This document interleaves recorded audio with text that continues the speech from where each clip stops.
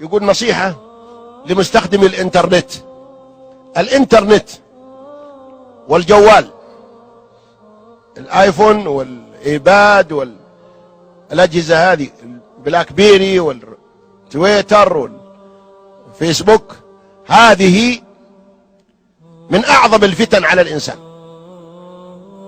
وقد أخبر النبي صلى الله عليه وسلم أن هناك فتنة اسمها الدهماء في آخر الزمان، والعلماء ما يدرون عنها.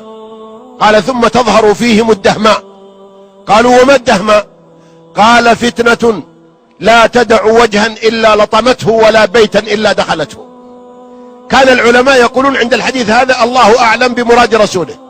الآن العلماء يقولون هذه فتنة الدهماء، دخلت كل بيت ولطمت كل وجه، وهي سلاح ذو حدين، ممكن تستخدم في الخير وممكن تستخدم في الشر. ولكن للأسف الشديد فإن جميع شعوب الأرض تستخدمها في الخير، ونحن نستخدم أكثرها في الشر.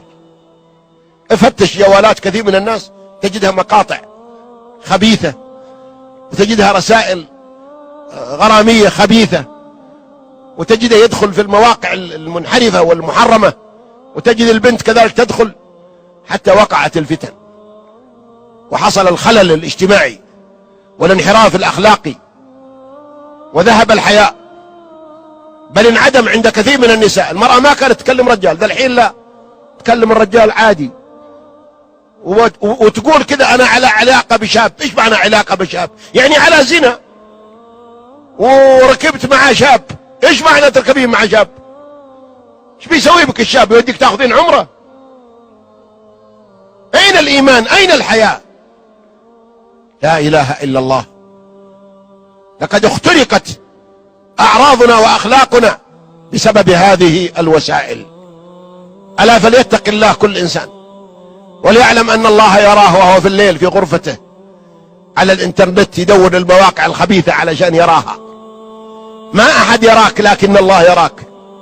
وإذا خلوت بريبة في ظلمة والنفس داعية إلى الطغيان، فاستحي من نظر الإله وقل لها: إن الذي خلق الظلام يراني.